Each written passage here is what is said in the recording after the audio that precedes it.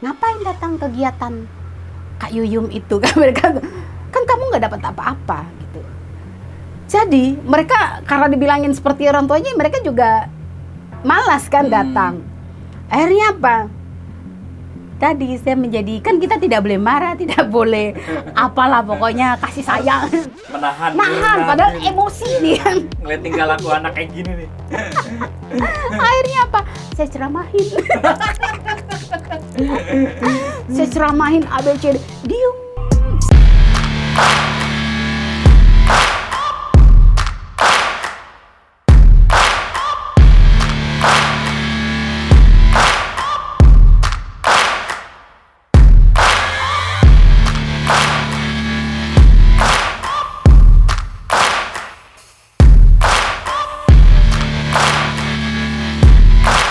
Assalamualaikum warahmatullahi wabarakatuh.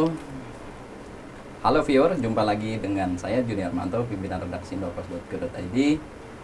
Hari ini saya akan ngobrol santai di program Indoposko Channel dengan seorang yang luar biasa dan sangat menguasai bidangnya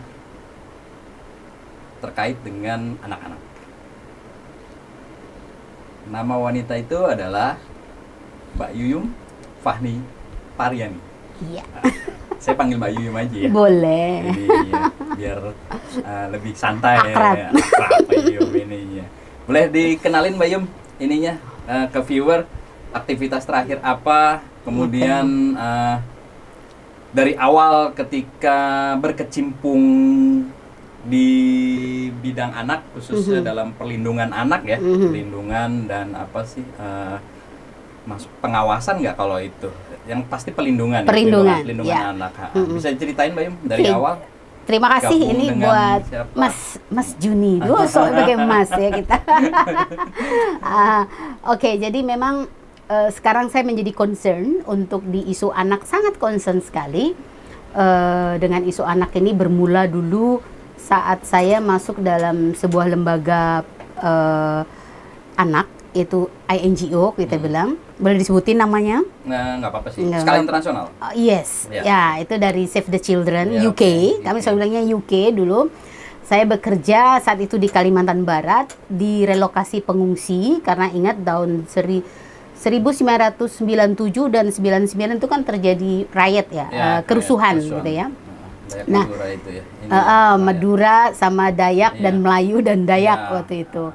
Akhirnya mereka harus pindah ke relokasi, dan disitulah dibuka salah satu lowongan gitu untuk anak-anak di relokasi, dan saya apply dengan ya bahasa Inggris seadanya gitu ya, by Google Translate. Mbak Google. Mbak Google.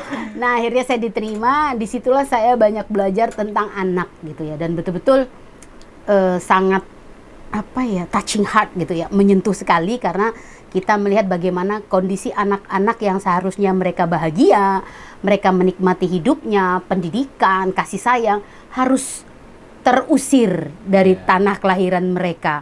Dan itu juga mereka harus ditempatkan di pengungsian, waktu itu di GOR, ya GOR di Kalimantan Barat itu gedung olahraga. Berapa tahun, 3 tahun, 4 tahun, baru mereka dipindahkan ke relokasi. Pada saat saya datang ke relokasi, sedih banget sebenarnya, karena nggak ada apa-apa gitu ya.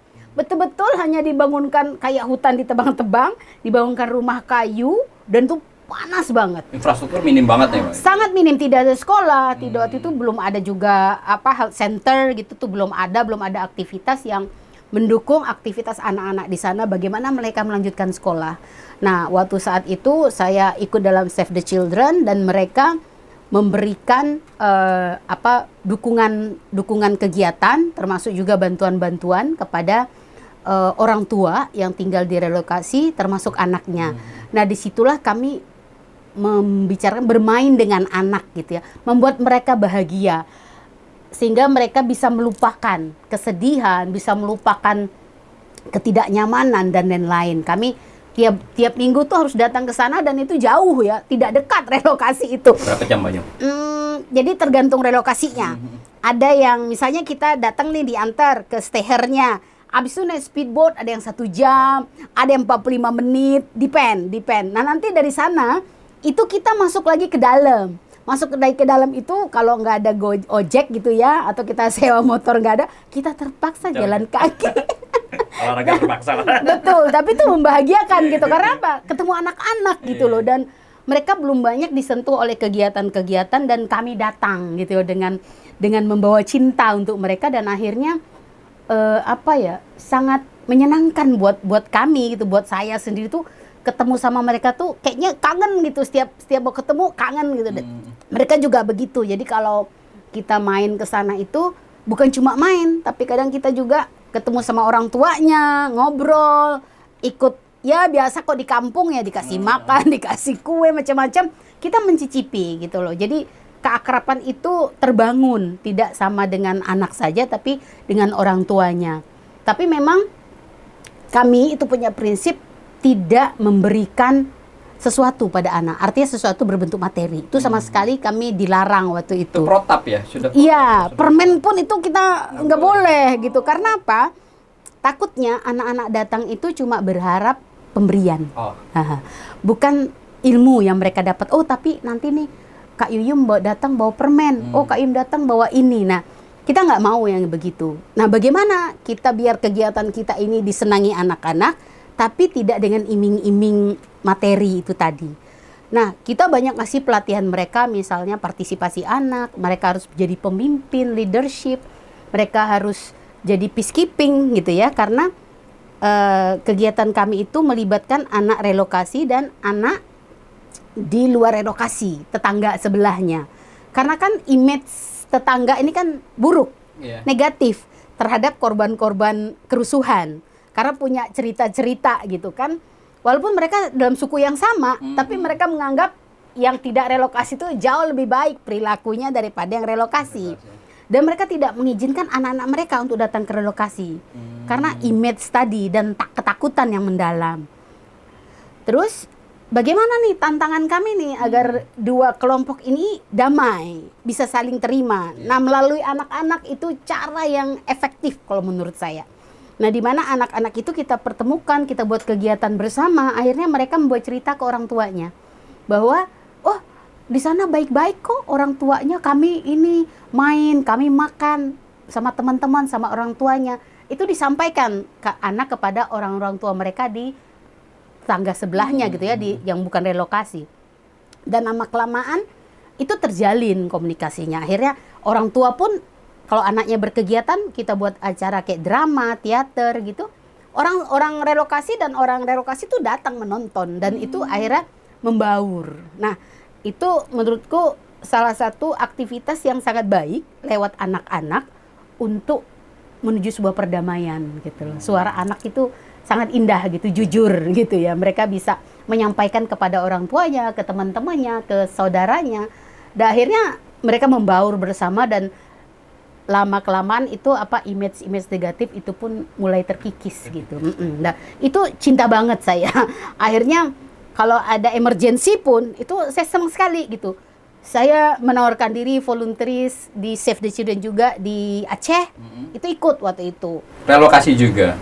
No, waktu itu tsunami. Oke. Bencana lah ya. Bencana. Tsunami saya ikut 2 bulan gitu 2004 ya? 2005 akhir apa ya? Itu saya udah nawarin diri. Pokoknya kalau butuh volunteer ke sana saya mau gitu. Karena apa ya?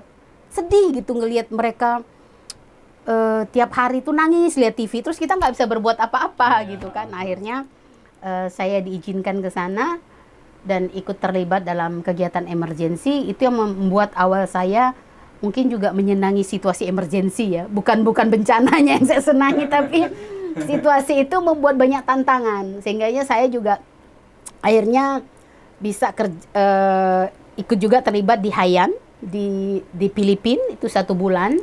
Kami melakukan kegiatan emergensi juga sama anak-anak. Di relokasi juga di Filipina? Kalau Filipina itu kan by barangay ya, by desa. Desa sana bilangnya barangay. Nah, di situ kita buat kegiatan. Jadi kebetulan waktu itu saya sudah gabung sama Plan Internasional Indonesia. itu mereka memilih beberapa orang yang dari Indonesia untuk membantu ke Filipina. Perwakilan. Perwakilan, dan saya salah satunya yang Satu-satunya? ada 5. Ada 5, salah satunya Mbak Yuyun. Tapi untuk child protection saya. Kalau yang lain kan di isu yang berbeda, ada Mm. edukasi, ada logistik, saya di child protection, ada manajemen, ada satu lagi dia leader apa gitu. Nah, saya 1 bulan di sana, itu juga sama, berkegiatan sama anak-anak, menghibur anak-anak. Jadi kita bilangnya memberikan psychosocial support. Itu kita latih teman-teman kita, nanti teman-teman kita yang melatih masyarakat, nanti masyarakat yang melakukan bersama anak-anak mereka. Bahasa Tagalog apa bahasa Inggris? Bahasa Inggris. ke staff. Tapi staff nanti pakai bahasa Ada translatornya berarti ya? Enggak, jadi Enggak ya? ke staff nanti ke masyarakatnya pakai bahasa. Oh. Mereka bukan cuma Tagalog, ada kalau di daerah itu ada bahasa lain lagi. Ada lain lagi, Oh, ya? itu orang Filipina yang di kota juga nggak ngerti bahasa itu gitu loh. Kayak kita lah Jawa Kayak kita Barat, banyak. Jawa Bahasa Timur. Sunda, bahasa Jawa, Ya, bahasa- kayak gitu sama. Tapi intinya kita pengen mengembalikan kondisi anak dengan waktu sebelumnya, sebelum mereka mengalami situasi yang emergensi, yang susah seperti itu. Nah, jadi menyenangi itu juga ke Nepal, juga di earthquake Nepal. Earthquake ya? Saya Itu 3 bencana Gempa. Ini Saya juga ya. 3 bulan di sana. Itu juga bersama komunitas dan anak-anak, tetap dalam bahasa Inggris. Staff juga. Iya. Kira begitu Filipina, Nepal bahasa- Enggak, tapi ada juga yang langsung Atau bahasa komunitas. tubuh, Mbak Yum? Kadang-kadang iya. Event. Apalagi orang sana kan geng-geleng gini. Nah, tapi kadang kalau di Nepal itu lebih banyak juga ditranslate sama teman-teman gitu. Oke. Cuma kadang ya kan susah kalau translate itu kan jadi butuh waktu ya Iya, untuk itu. Tapi ya alhamdulillah semuanya menyenangkan buat saya kok emergency itu. Senang banget, nggak tahu. Ketemu dengan banyak orang, dengan berbanyak negara kan, kalau emergency kan dari negara mana saja itu kan datang untuk membantu mengirim orang gitu. Dan itu membuat kita juga belajar bagaimana dalam situasi itu juga beradaptasi dengan berbagai budaya, karakter itu beda-beda. Tapi enjoy lah, kalau kita orang Indonesia kan bisa menerima ya, beradaptasi lebih Kayak cepat. misalnya di Nepal, itu pasti ada relawan dari luar juga ya. Banyak dari Di situ berbagai negara. Berkumpul semua relawan dari berbagai negara. Dan dengan macam-macam kesibukannya. Ya, ha-ha. Jadi komunikasi itu juga faster gitu loh. Ini. Kadang kita nggak kenal gitu kan, tapi ya sudahlah gitu. Jadi Karena satu misi aja ya, kemanusiaan. iya, Mbak Yum, ya. jadi emang tapi satu lembaga. Waktu Iya, itu saya di Plan Internasional, jadi semua dari plan, saya juga di hire. Waktu itu saya di hire, sudah bukan staff plan lagi, tapi saya di hire menjadi child protection specialistnya di sana. Jadi untuk menangani isu-isu perlindungan anak, termasuk trainingnya itu. Jadi sangat menyenangkan gitu ya. Kalau di emergency juga di Indonesia sudah banyak ya. Udah banyak ya. Itu jadi After emang Nepal, saya ikut ke Lombok kemarin. Lombok ya. Habis itu Gempa juga ya. Lombok ya gempa. Gempa kemarin itu ya. 6 bulan. Itu 6 bulan di Lombok. Jadi biasanya Lokasi. kita ke emergency itu 6 bulan ya untuk continuing activities untuk di emergency 6 bulan, baru setelahnya kita bilang move ke development kayak gitu. Jadi anak juga gini, biasanya kan orang hit and run ya kalau di suatu emergency, datang menghibur anak bla bla bla bla, hilang. Padahal anak saat itu kan senang dan mulai mencintai. Tapi kok kakak-kakaknya tiba-tiba pergi gitu loh. Nah, banyak yang hit and run kayak gitu yang membuat anak-anak kecewa. Nah, kok anak-anak kecewa kan itu sudah nggak bagus ya untuk tumbuh kembang mereka ya. Mereka sudah berharap. Di dalam hati kok kakaknya kayak gini sih. Kok ngilang sih, kan kita pengen gitu. Nah, tapi kalau kami standar biasa 6 bulan. Jadi nggak hit and run, tapi betul-betul program 6 bulan. Kita bangun yang tadi psychosocial support. Itu nanti ada namanya ruang ramah anak ya, kalau nggak salah itu safe place gitu, kita biasanya bangun bersama dengan komunitas. Ada lokal NGO. Nah, kita support, nanti mereka bangun satu tempat yang aman buat anak-anak berkegiatan. Jadi nggak bahaya, terlindungi, bersih, terus ada MCK-nya. Jadi disitulah mereka berkegiatan bersama anak-anak. Nanti tempat itu bisa digunakan oleh masyarakat setelah kita tidak lagi continuing activity dengan emergency. Nanti mereka bisa melanjutkan di situ untuk jadikan apa. Dan itu keren. Jadi tidak hit and run, tapi kita pastikan selama 6 bulan kita support, nanti gimana sustainabilitasnya, itu yang harus dipikirkan. Jadi jangan kita tinggal gitu, enggak, tapi kita bekerja sama pemerintah desa, sama masyarakat. Ini setelah kita tidak ada, apa yang harus bisa dilakukan? Nah, itu yang kadang sering lupa. Banyak orang habis selesai, bye gitu ya. Tapi bagaimana sustainabilitasnya itu dilanjutkan oleh komunitas gitu. Jadi kadang memang banyak hal ya, selain kita ngasih psychosocial support, kita juga bangun namanya perlindungan anak berbasis masyarakat. Nah, karena isu emergensi kan banyak sekali tuh. Kadang pernikahan anak itu kan paling banyak kalau di isu emergensi. Gampang sekali orang menikahkan anaknya. Apalagi waktu saya di Lombok, itu banyak istilahnya, merarik kode. Nah, itu kan kayak kawin lari dan itu anak-anak gitu yang nikah. Nah, itu juga menjadi tanggung jawab kita bagaimana menyadarkan orang tua untuk tidak menikahkan anaknya. Walaupun ada aturan segala macam di sana tuh lebih ketat gitu loh. Kalau bawa anaknya pulang jam 8 malam atau jam 7 malam, kata mereka besok sudah harus nikah gitu loh. Gitu. Secepat itu. Jadi mudah sekali kita kalau mau menikah gitu ya. Meskipun umurnya masih di bawah umur. Ya, itu jadi itu bentuk kesadaran gitu. Walau kita bilang ya emergensi, tapi perlindungan anak harus tetap kita lakukan. Jadi memang banyak tugas yang bisa dilakukan oleh teman-teman yang memang khusus untuk melindungi anak-anak di suatu emergensi dan juga di development gitu, di suatu yang biasa, yang perkembangan kayak gitu. Beberapa negara yang sudah dikunjungin Mbak Yuyum untuk program-program anak? Kalau emergensi sih baru itu ya Filipina, Nepal. Tapi kalau terakhir saya kan sebagai wakil Indonesia untuk anak di ASEAN, itu kita bilang namanya ACWC atau ACWC gitu ya, bahasa Indonesia ACWC. Asian Commission on the Promotion and Protection on the Right Women and Children. Jadi saya terseleksi menjadi salah satu wakil Indonesia untuk hak anak. Nah, itu ya udah keliling ke 10 negara ASEAN dan juga ada beberapa negara yang lain yang bisa dikunjungi kalau memang ada proyeknya.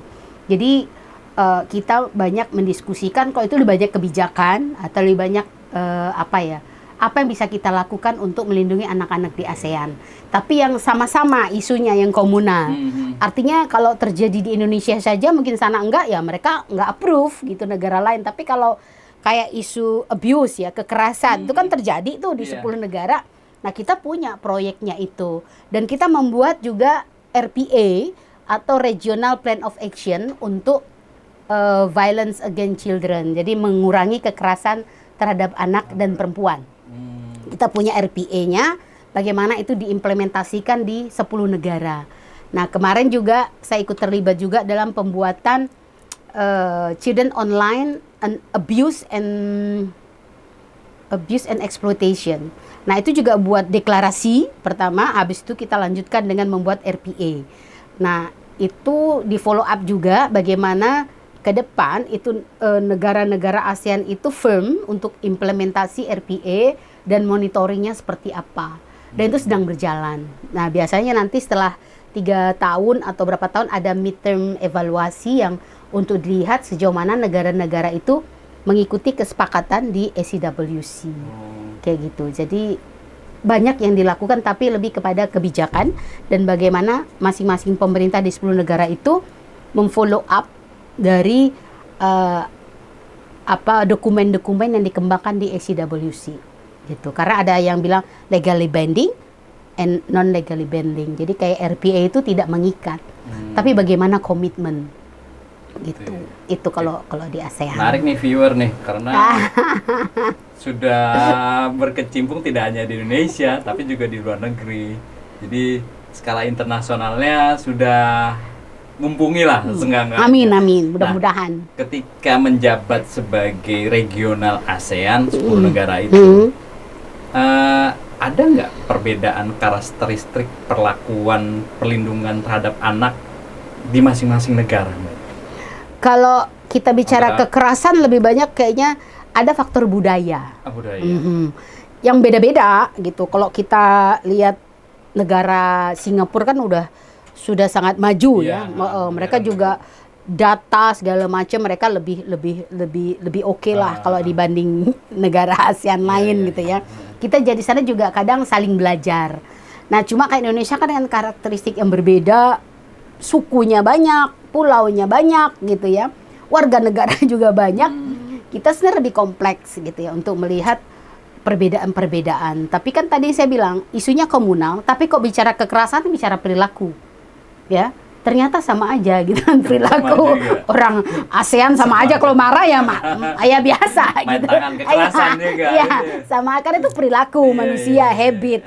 Nah, gimana kita memutus itu gitu loh. Artinya oke lah generasi orang tua kita tidak menerima informasi itu, tapi generasi kita kan sudah dimasuki unsur-unsur hak anak, bagaimana tumbuh kembang anak, dan banyak juga sudah orang tua sudah menerapkan, tapi banyak juga yang belum.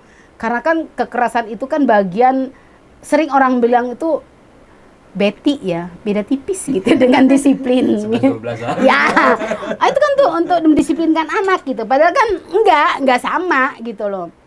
Nah, itu yang kadang harus kita lihat perilaku bagaimana mengurangi atau menghilangkan perilaku kekerasan itu di ASEAN, karena tinggi, angkanya sama. Di antara itu, negara itu yang paling tinggi siapa Mbak? Saya nggak tahu angkanya, tapi tinggi. Tapi kalau Indonesia kan banyak. Gitu. Kok negara lain kecil-kecil, ya. Yang lain kecil-kecil, tapi kok persentase sama lah. Saya pikir tingkat kekerasan. Saya nggak punya angka sih itu, tapi kalau dari apa yang sudah kita buat bersama, deklarasi dan RPA itu, yang mencerminkan bahwa kekerasan itu memang terjadi di ASEAN. Nah, kayak gitu.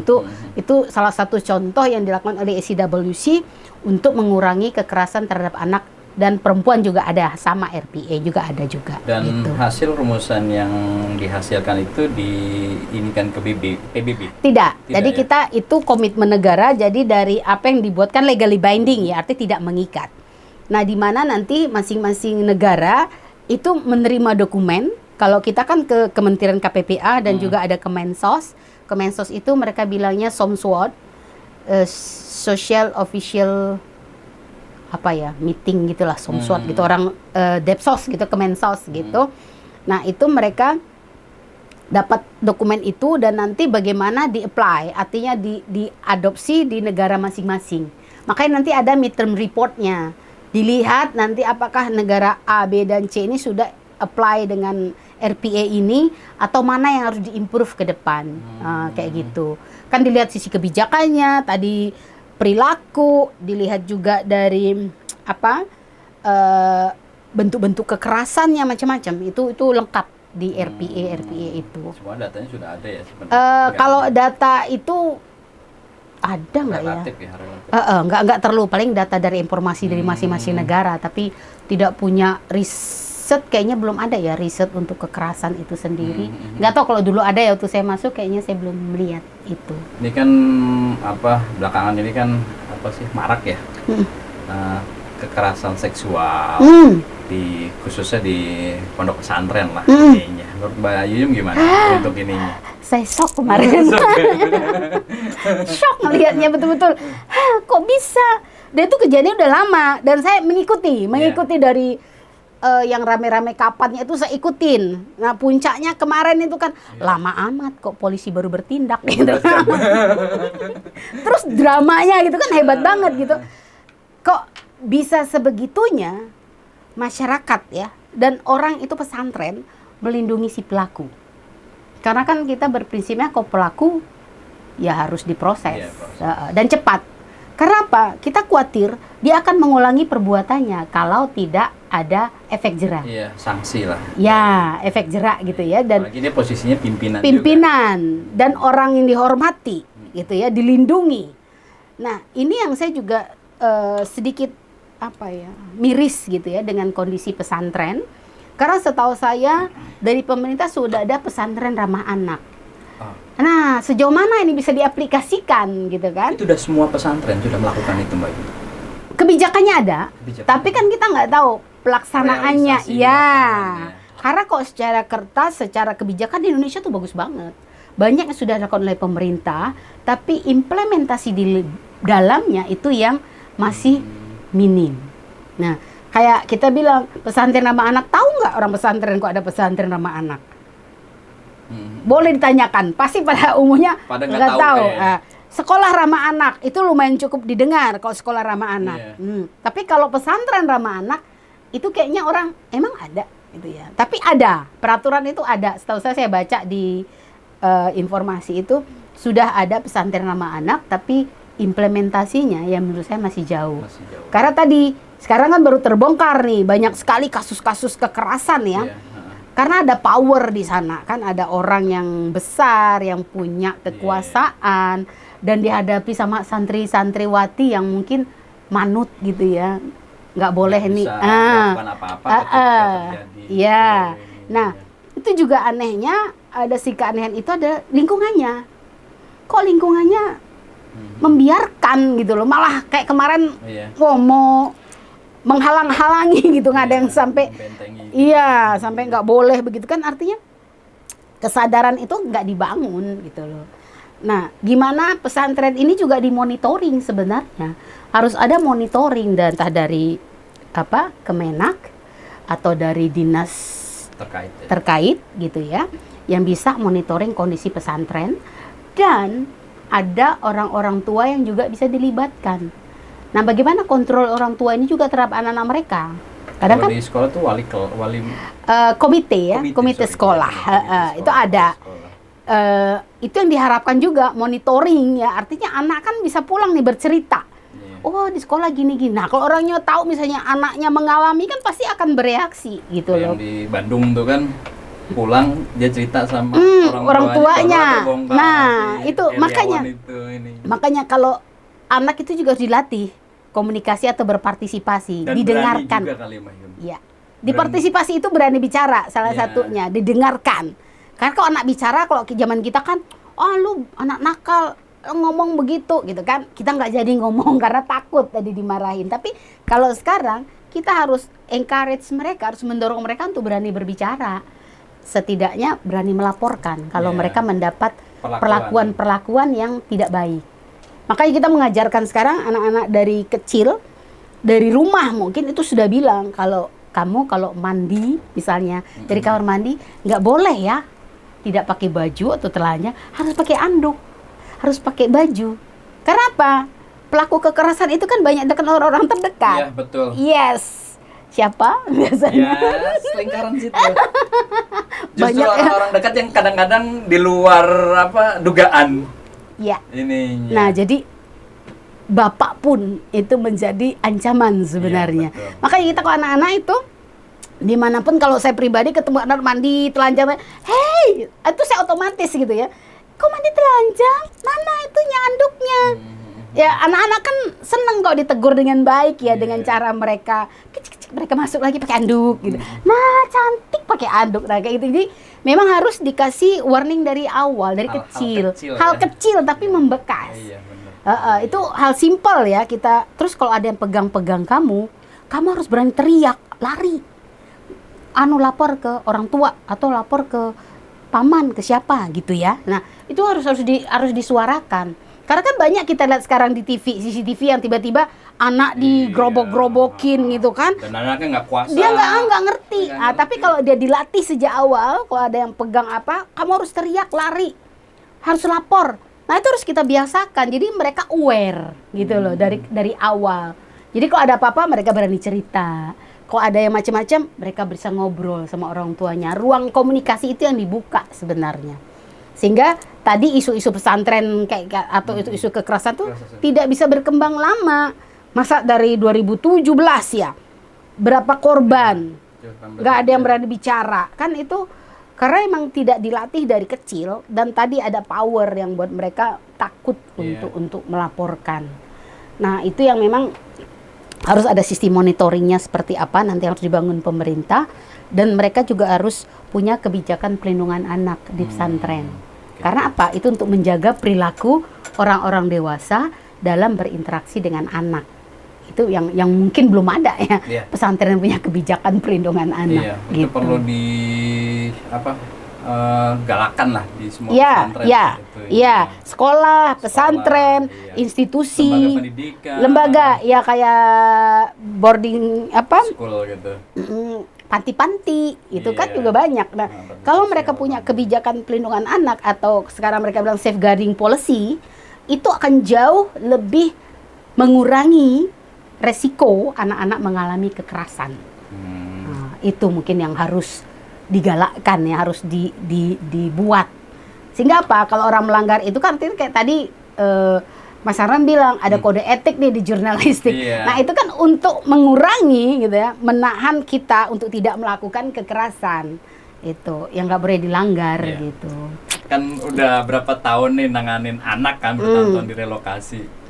Ada nggak anak yang ngeselin kemudian atau ngusilin Bayum gitu waktu ini jadi relawan di lapangan? Banyak kalau ngusilin ya, sampai kasih bunga juga ada. Oh, dikasih bunga.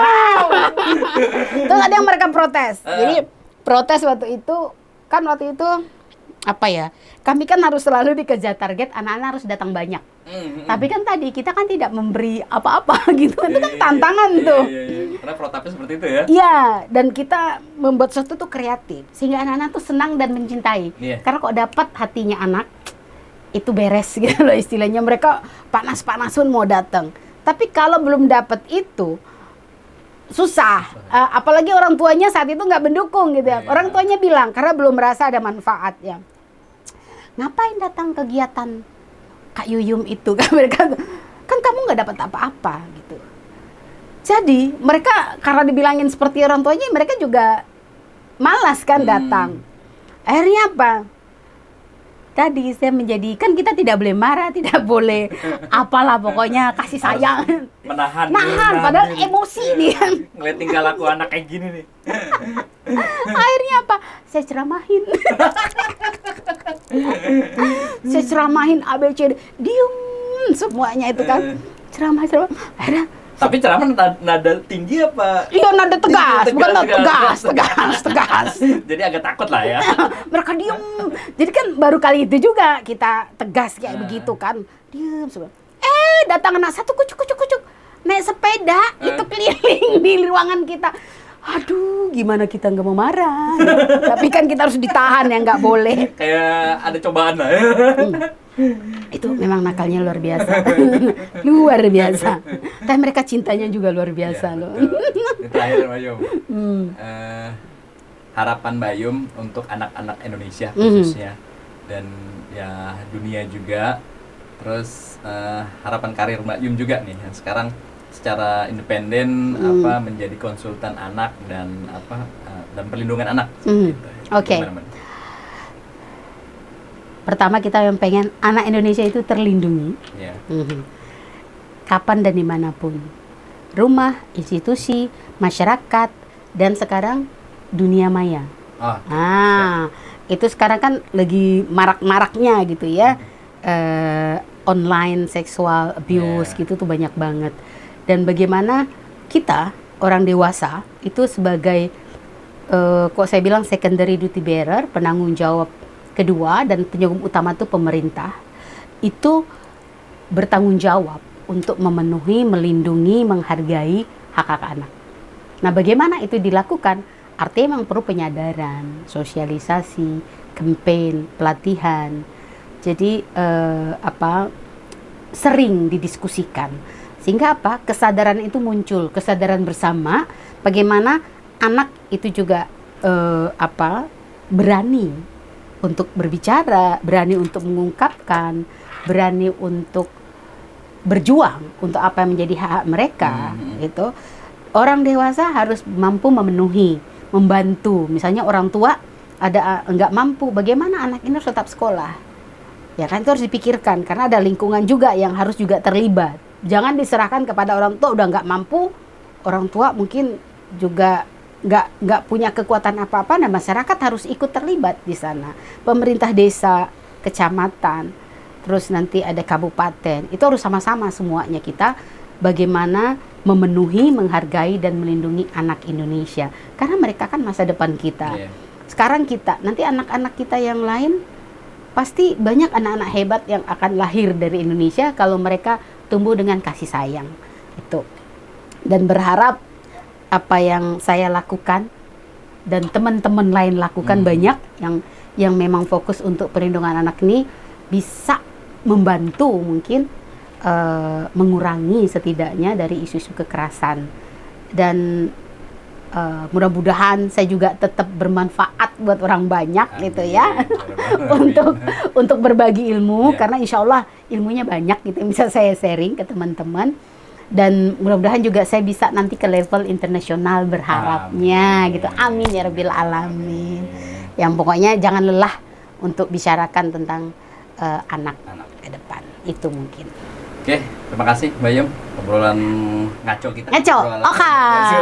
Benar sedikit-sedikit ngaco ada ya, tapi menarik karena bagaimanapun juga anak ini adalah generasi penerus kita. Majunya bangsa juga tergantung pada anak. Gimana Betul. caranya kita mendidik anak, melindungi anak dan sebagainya. Itu aja.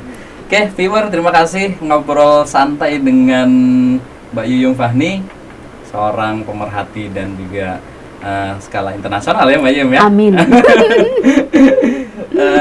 Dukung kami di channel Indo Posko Channel, like, comment, and subscribe sehingga kita bisa terus mengembangkan isu-isu menarik dan ciamik. Wassalamualaikum warahmatullahi wabarakatuh.